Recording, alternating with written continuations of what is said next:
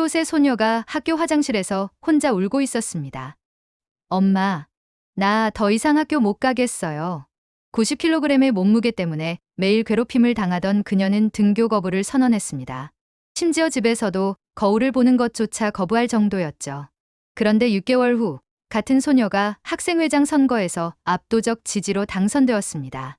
40kg이 빠진 그녀의 모습에 전교생들이 환호했고 심지어 그녀를 괴롭혔던 아이들까지 사과를 하러 왔다고 합니다. 도대체 이 소녀에게 무슨 일이 일어난 걸까요? 미국 의료진들이 포기했던 극도 비만과 우울증이 어떻게 단 6개월 만에 완전히 사라질 수 있었을까요? 그리고 왜 지금 포틀랜드 전체가 이 한국식 기적에 열광하고 있는 걸까요? 여러분, 시작하기 전 좋아요와 구독 버튼 한번 눌러주신다면 세계 속 한국인들에게 큰 힘이 됩니다. 안녕하세요. 저는 미국 오레곤 주 포틀랜드에서 중학교 상담교사로 일하고 있는 리사 톰슨입니다. 올해로 45세가 되었고 교직 경력만 20년이 넘었죠. 제가 오늘 여러분께 들려드릴 이야기는 저와 제 딸 소피아의 삶을 완전히 바꾼 놀라운 경험에 관한 것입니다. 포틀랜드는 미국에서도 특별한 도시입니다. 환경을 생각하는 진보적인 문화, 오가닉 푸드에 대한 관심, 그리고 다양성을 추구하는 분위기가 가득하죠. 저 역시 그런 포틀랜드의 문화에 자부심을 가지고 있었고, 우리 가족도 나름대로 건강한 라이프 스타일을 추구한다고 생각했습니다. 매주 파머스 마켓에서 유기농 채소를 사고, 글루텐 프리 빵을 먹고 요가 클래스도 다녔거든요. 하지만 제 딸 소피아만큼은 예외였습니다. 현재 15세인 소피아는 어릴 때부터 체중 문제로 고생해왔어요.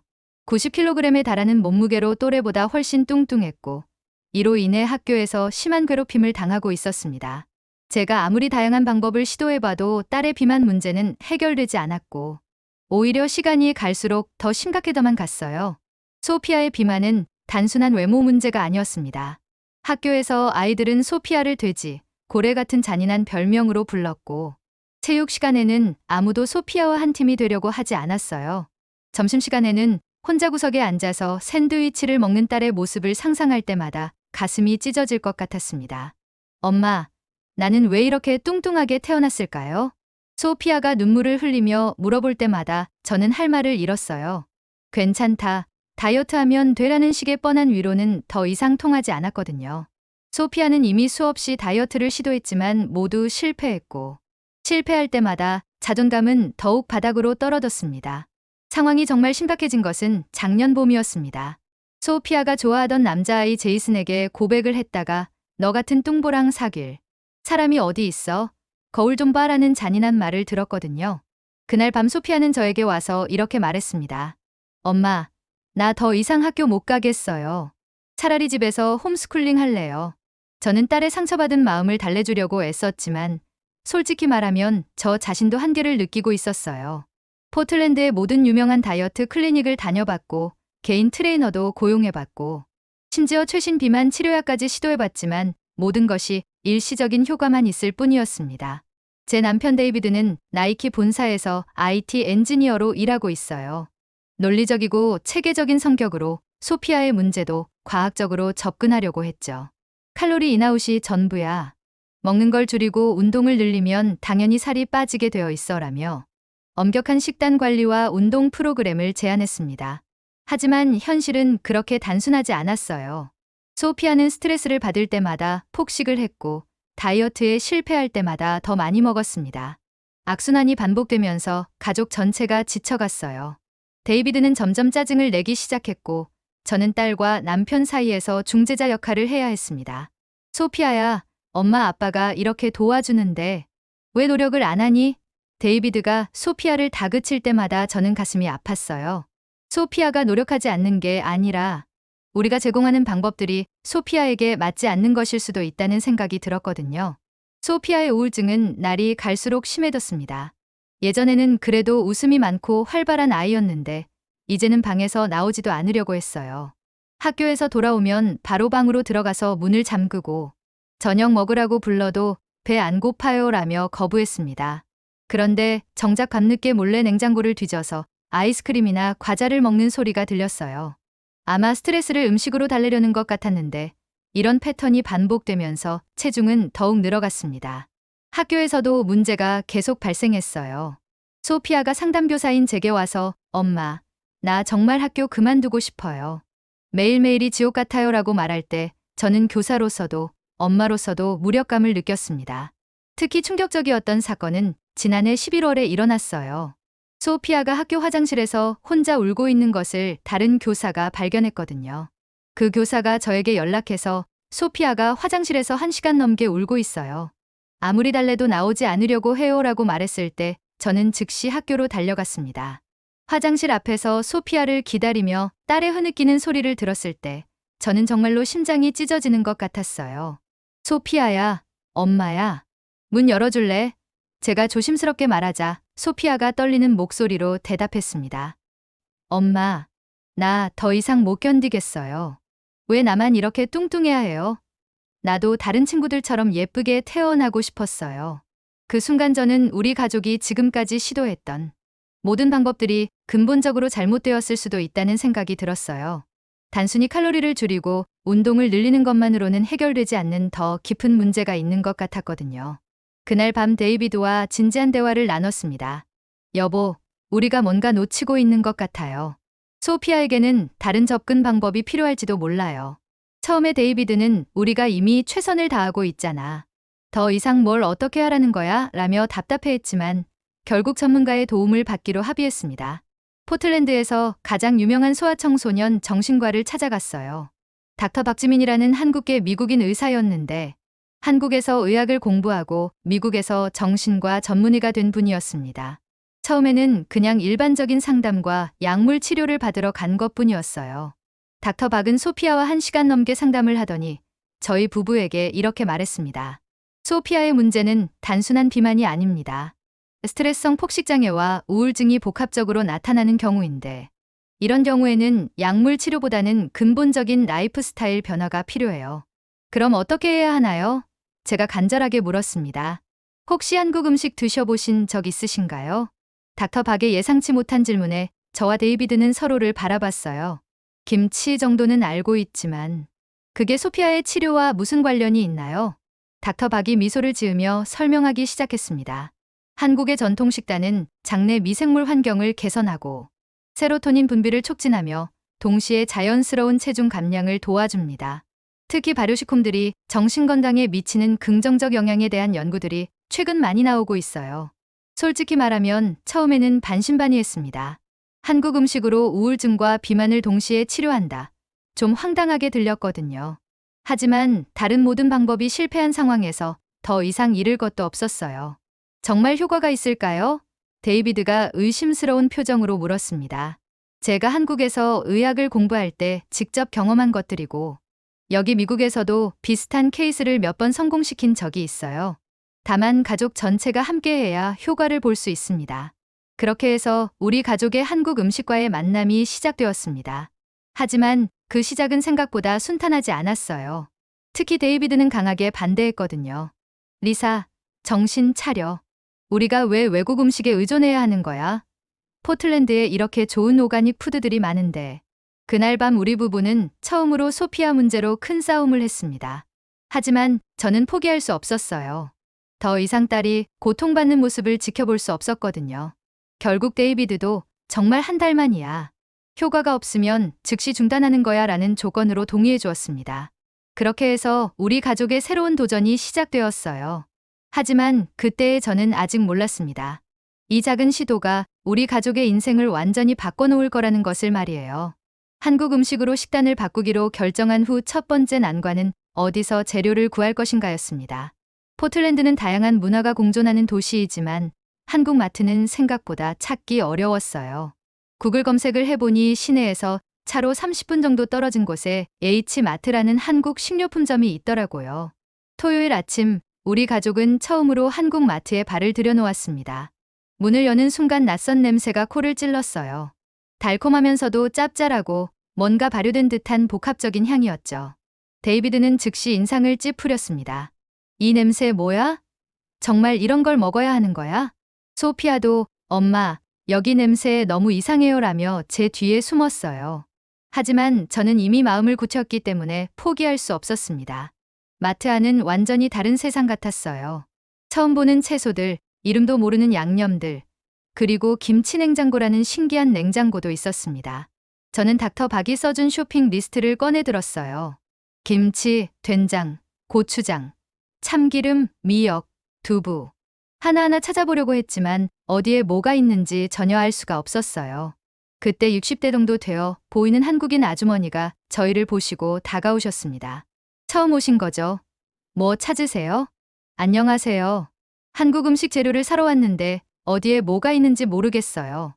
제가 솔직하게 말했더니 아주머니가 환하게 웃으셨어요.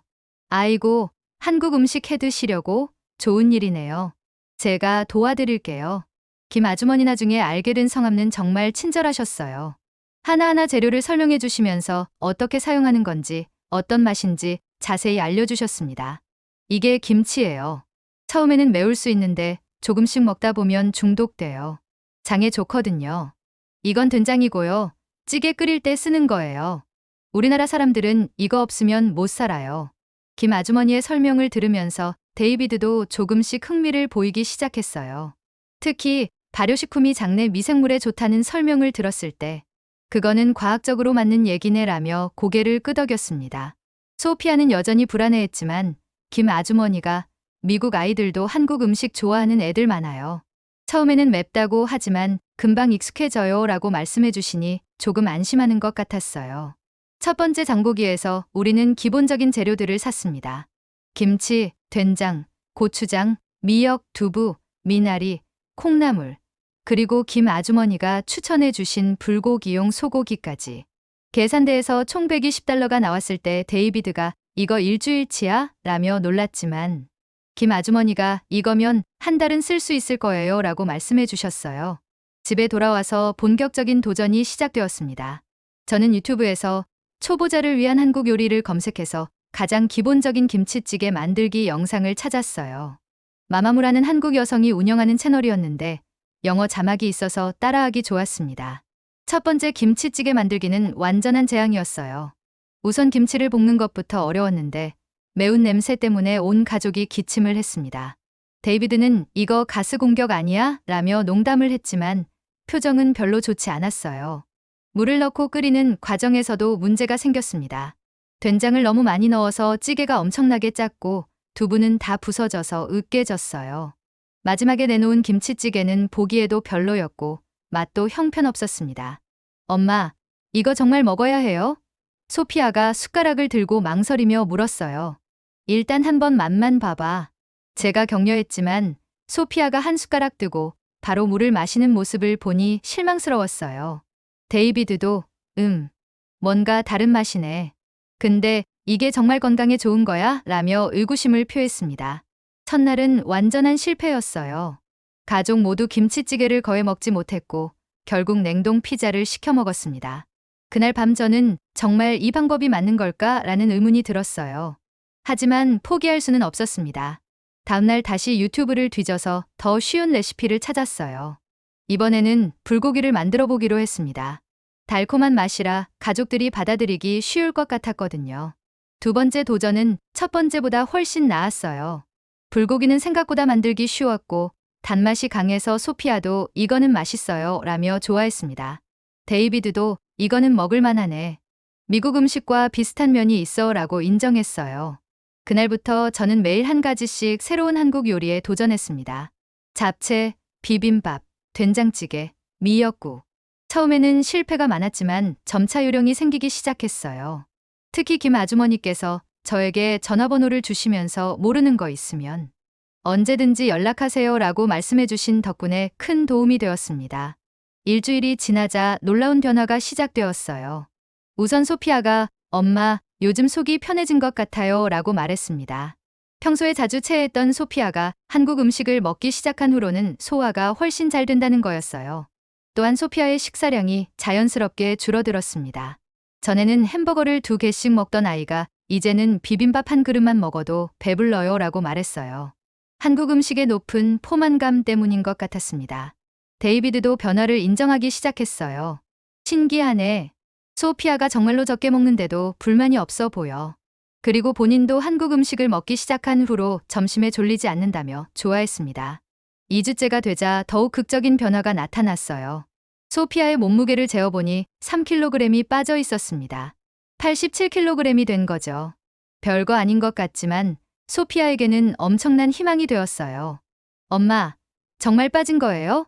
진짜요? 소피아가 체중계 위에서 뛸 듯이 기뻐했습니다. 그 모습을 보니 저도 눈물이 날 것 같았어요. 몇 년 만에 처음 보는 딸의 진짜 웃음이었거든요. 학교에서도 변화를 느끼기 시작했습니다. 소피아를 담당하는 다른 교사들이 소피아가 요즘 밝아 보여요 라고 말해주었어요. 수업 시간에도 더 적극적으로 참여하고 친구들과의 관계도 조금씩 개선되고 있다는 소식이었습니다. 하지만 모든 것이 순조로웠던 것은 아니었어요. 3주째에 접어들면서 가족들이 한국 음식의 지루함을 느끼기 시작했습니다. 엄마, 또 김치찌개예요? 좀 다른 거 먹을 수는 없어요? 소피아가 투정을 부렸고 데이비드도 가끔은 스테이크도 먹고 싶어라며 아쉬워했어요. 그때 김 아주머니가 구세주가 되어주셨습니다. 제가 고민을 털어놓자 아이고 한국 음식이 김치찌개만 있는 줄 아시나 봐요. 우리 집에 와서 직접 배워보세요 라고 제안해 주셨어요. 김 아주머니의 집에서 보낸 토요일 오후는 정말 특별했습니다. 김 아주머니는 우리 가족에게 한국 음식의 진짜 다양성을 보여주셨어요. 갈비찜, 잡채, 호박전, 동그랑땡. 하나하나 다른 맛과 조리법이었지만 모두 건강하고 맛있었습니다. 한국 음식은 계절마다 다르고 지역마다 달라요. 똑같은 김치도 집집마다 맛이 다르죠. 김 아주머니의 설명을 들으며 저는 한국 음식 문화의 깊이를 조금씩 이해하기 시작했어요. 소피아는 김 아주머니가 만들어주신 호박전을 정말 좋아했습니다. 이거 팬케이크 같아요. 달콤하고 부드러워요. 데이비드도 갈비찜을 먹으며 이거는 정말 훌륭한 요리네. 미국 음식과 비교해도 전혀 떨어지지 않아라고 감탄했어요. 그날 김 아주머니는 우리에게 더 중요한 것을 가르쳐 주셨습니다. 음식은 그냥 배를 채우는 게 아니에요. 가족이 함께 둘러앉아서 서로 이야기하고 사랑을 나누는 거예요. 한국에서는 이걸 정이라고 해요. 그 말씀을 들으며 저는 깨달았어요. 지금까지 우리 가족은 너무 바빠서 제대로 된 식사 시간을 갖지 못했다는 것을. 각자 다른 시간에 급하게 먹거나 TV를 보면서 먹는 것이 일상이었거든요. 그날부터 우리 가족은 저녁 시간을 특별하게 만들기 시작했어요. 모든 전자기기를 끄고 함께 둘러앉아서 하루 있었던 일들을 이야기하며 식사했습니다. 처음에는 어색했지만 점차 자연스러워졌어요. 한 달이 지났을 때 정말 놀라운 일이 일어났습니다. 소피아의 몸무게가 82kg까지 떨어진 거예요. 8kg이나 빠진 것이었습니다. 더 중요한 건 소피아의 얼굴이 완전히 달라졌다는 거였어요. 엄마, 저 오늘 학교에서 제이슨이 저한테 인사했어요. 소피아가 신이 나서 말했습니다. 전에 소피아를 거절했던 그 남자아이가 먼저 인사를 했다는 거였어요. 데이비드도 이제는 완전히 한국 음식의 팬이 되었습니다. 회사 동료들에게 자랑하기 시작했어요. 우리 집에서 한국 음식 먹기 시작한 후로 가족 모두가 건강해졌어 라면서 말이죠. 심지어 데이비드는 회사 카페테리아에 한국 음식 메뉴를 추가해달라고 제안하기까지 했어요. 나이키는 글로벌 기업인데 왜 아시아 음식이 이렇게 없어? 라며 적극적으로 나섰습니다. 주변 사람들의 반응도 변하기 시작했어요. 소피아의 변화를 본 다른 학부모들이 저에게 비결을 묻기 시작했습니다. 리사, 소피아가 정말 많이 달라졌네요. 어떻게 한 거예요? 처음에는 한국 음식을 먹기 시작했어요 라고 말하면 사람들이 의아해했어요. 정말요? 한국 음식으로요? 하지만 소피아의 변화가 너무 극적이어서 점점 더 많은 사람들이 관심을 갖기 시작했습니다. 포틀랜드의 진보적인 문화 덕분에 사람들의 반응은 대체로 긍정적이었어요. 오, 그거 정말 흥미롭네요. 나도 한번 시도해 볼까요? 같은 반응들이 많았습니다. 2개월째가 되자 소피아는 완전히 다른 사람이 되어 있었어요. 몸무게는 78kg까지 떨어졌고 무엇보다 자신감이 생겼습니다. 학교에서도 점차 친구들이 생기기 시작했고 체육 시간에도 적극적으로 참여하게 되었어요. 엄마, 저 이제 거울 보는 게 무섭지 않아요. 소피아가 말했을 때 저는 정말 뿌듯했습니다. 몇 달 전까지만 해도 거울을 가리고 살던 아이가 이렇게 변할 수 있다니 기적 같았어요. 그리고 무엇보다 우리 가족의 관계가 완전히 달라졌습니다. 함께 요리하고 함께 식사하고 함께 이야기하는 시간이 늘어나면서 가족의 유대감이 훨씬 강해졌어요. 데이비드도 우리 가족이 이렇게 화목했던 적이 언제였나 싶어라며 좋아했습니다. 하지만 진짜 변화는 이제 시작일 뿐이었어요. 6개월이 지났을 때 일어난 일은 정말 기적이었습니다. 소피아의 몸무게가 65kg까지 떨어진 거예요. 총 25kg을 감량한 것이었죠.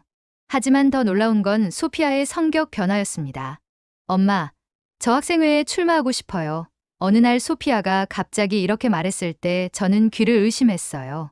몇 달 전까지만 해도 학교 가기 싫어하던 아이가 학생회 출마를 하겠다니요. 정말, 소피아야, 학생회는 정말 바쁘고 힘든 일이야. 괜찮겠어? 데이비드가 걱정스럽게 물었습니다. 아빠, 저 이제 달라졌어요.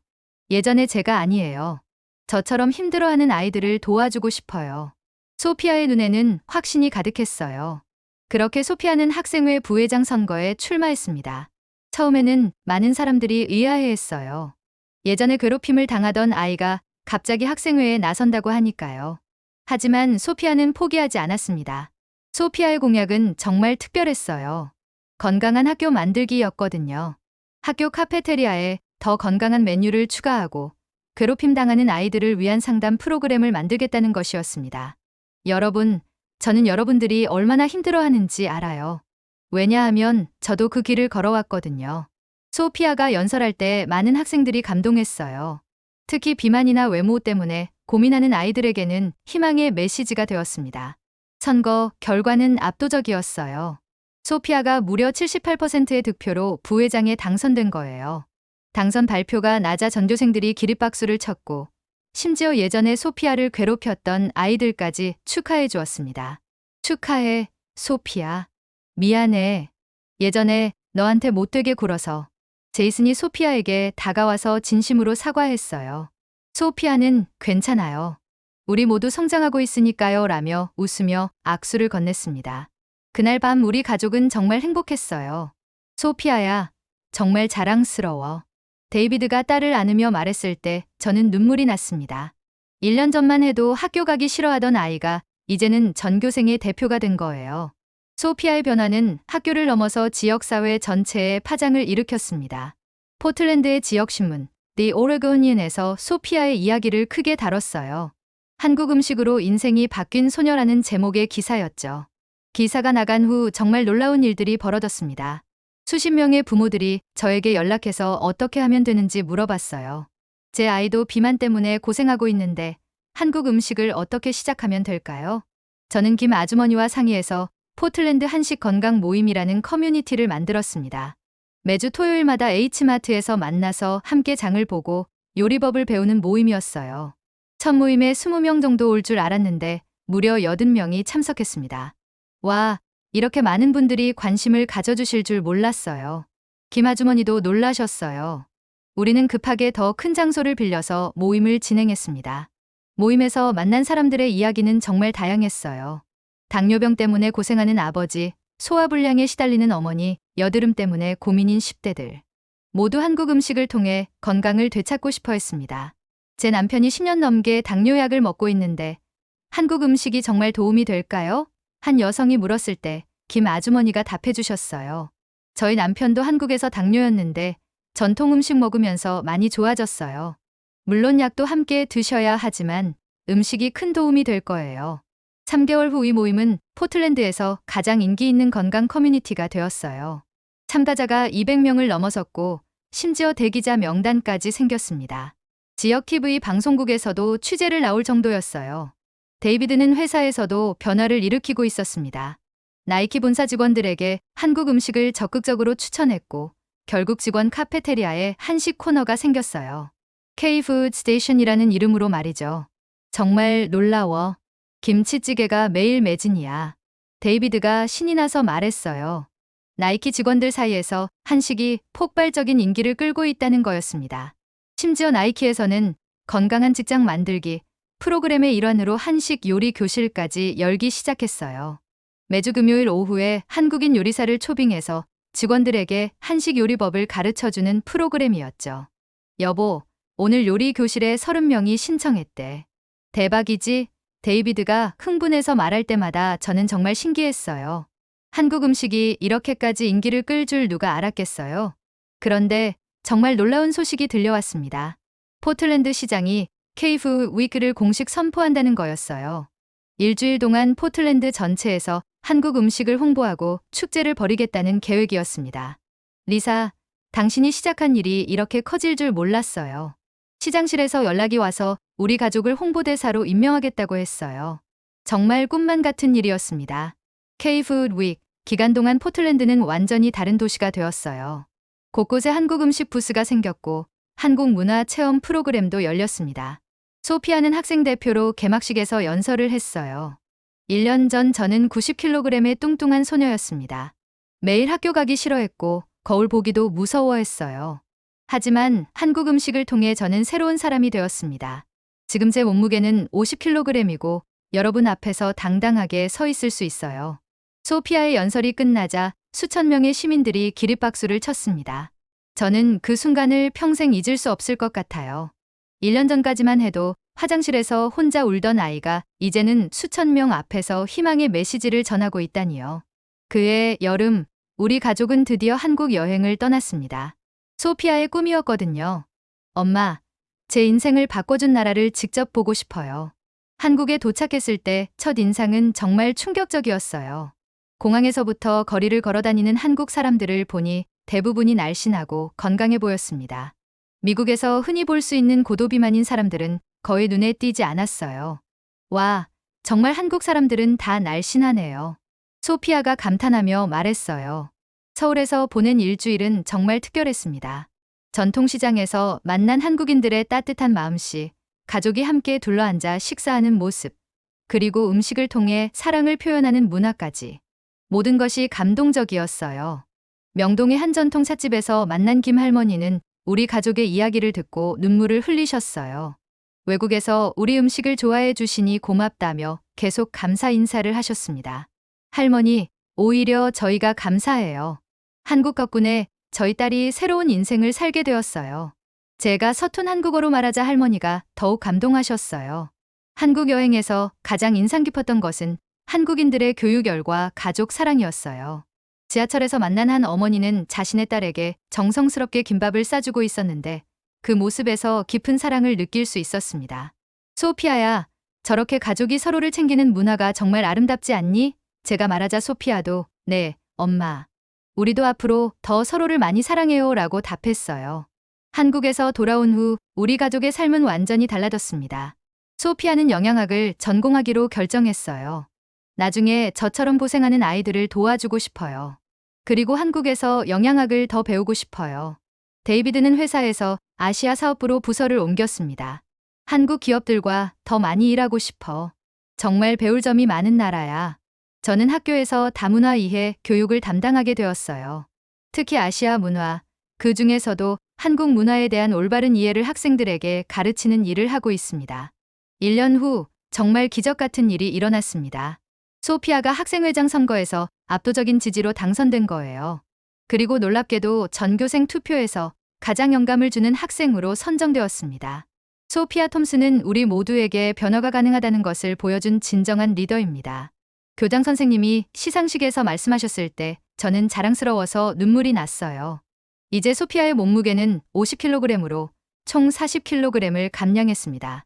하지만 더 중요한 건 내면의 변화였어요.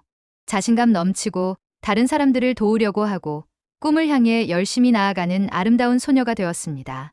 엄마, 제가 이렇게 변할 수 있었던 건 한국 음식 덕분만이 아니에요. 우리 가족이 함께 노력했고 서로 사랑했기 때문이에요. 소피아가 어느 날 이렇게 말했을 때 저는 정말 뿌듯했어요. 포틀랜드의 한식 열풍은 계속되고 있습니다. 이제 시내 곳곳에 한국 음식점들이 생겼고 한국 문화센터도 만들어졌어요. 한국어를 배우는 사람들도 급증했습니다. 리사, 당신이 시작한 작은 변화가 이렇게 큰 움직임이 될 줄 누가 알았겠어요? 시장님이 말씀하셨을 때 저는 정말 감개무량했어요. 최근에는 미국의 다른 도시들에서도 포틀랜드의 사례를 벤치마킹하려고 찾아오고 있어요. 시애틀, 샌프란시스코, 심지어 뉴욕에서도 포틀랜드 모델을 도입하고 싶다고 연락이 왔습니다. 닥터 박지민 선생님은 이제 전국적으로 유명한 의사가 되셨어요. 음식을 통한 정신건강 치료의 권위자로 인정받아서 여러 대학에서 강의 요청이 쏟아지고 있습니다. 소피아는 제가 치료한 환자 중에서 가장 극적인 변화를 보인 케이스예요. 한국 음식의 힘을 정말 제대로 보여준 사례죠. 닥터 박이 말씀하실 때마다 저는 감사한 마음이 들어요. 김 아주머니는 이제 포틀랜드에서 가장 유명한 한국 요리 선생님이 되셨어요. 한식 요리 교실은 항상 대기자가 100명 넘고 심지어 요리책까지 출간하셨습니다. 리사 씨 가족 덕분에 제가 이렇게 유명해졌어요. 정말 고마워요. 김 아주머니가 말씀하시지만 저희가 더 감사한 마음이에요. 지금 돌이켜보면 정말 신기합니다. 딸의 비만과 우울증으로 절망에 빠져 있던 우리 가족이 한국 음식을 통해 완전히 새로운 삶을 살게 되었으니까요. 무엇보다 소피아가 이제는 다른 아이들의 롤모델이 되었다는 것이 가장 뿌듯해요. 매주 전국 각지에서 소피아의 이야기를 듣고 싶다며 연락이 옵니다. 여러분, 변화는 가능해요. 포기하지 마세요. 저도 할 수 있었으니까 여러분도 할 수 있어요. 소피아가 다른 아이들에게 희망의 메시지를 전할 때마다 저는 정말 자랑스러워요. 이제 2년이 지난 지금 저는 진심으로 한국에 감사하고 있습니다. 한국이 우리 가족에게 준 것은 단순한 다이어트 성공이나 건강 회복만이 아니었어요. 서로 다른 문화를 이해하고 받아들이는 열린 마음, 음식을 통해 사랑을 표현하는 방법, 그리고 무엇보다 절망적인 상황에서도 희망을 잃지 않는 마음을 배웠습니다. 앞으로도 우리 가족은 한국과의 인연을 소중히 여기며 더 많은 사람들에게 한국의 아름다운 문화를 알려나가고 싶습니다. 소피아는 고등학교를 졸업하면 한국에서 영양학을 공부하겠다는 꿈을 키우고 있어요. 엄마, 저는 앞으로 한국과 미국을 잇는 다리 역할을 하고 싶어요. 더 많은 사람들이 한국의 좋은 문화를 알 수 있도록 도와주고 싶어요. 여러분, 오늘 이야기 어떠셨나요? 때로는 우리가 생각지도 못한 곳에서 해답을 찾을 수 있습니다. 편견을 버리고 열린 마음으로 다른 문화를 받아들일 때 정말 놀라운 변화가 일어날 수 있어요. 한국의 음식과 문화가 전 세계에 감동과 희망을 주고 있다는 사실이 정말 자랑스럽습니다. 오늘 이야기가 여러분들에게도 작은 영감이 되었기를 바라며 다음에도 더 좋은 이야기로 찾아뵙겠습니다. 구독과 좋아요로 응원해 주시면 더 많은 감동적인 이야기를 전해드릴 수 있어요. 감사합니다.